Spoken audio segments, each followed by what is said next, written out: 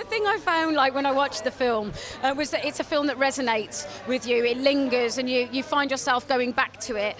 Is that something that you found when you first read the script?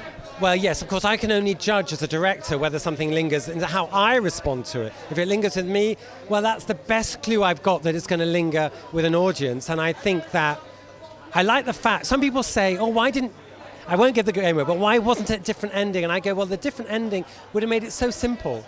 This ending makes you think about it.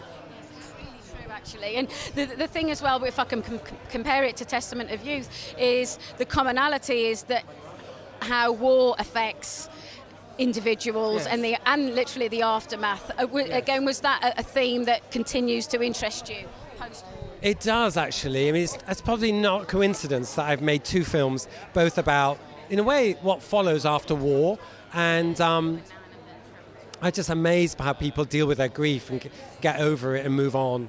And I want this film to be an inspiration for anybody who's lost anybody to feel that they can rebuild themselves. Actually, time is a great healer.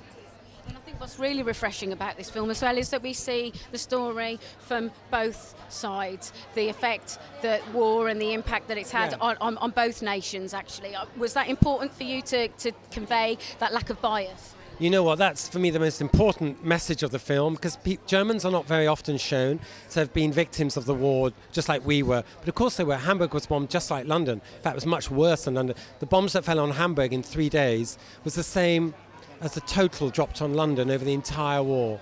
And that's what was interesting for me, learning that from the film. So for authenticity, I imagine the factual accuracy was paramount. Yeah, we were very, very careful about that. We had military consultants, we had medical consultants. I mean, we had more consultants than you'd think for a film that's mostly set in a house.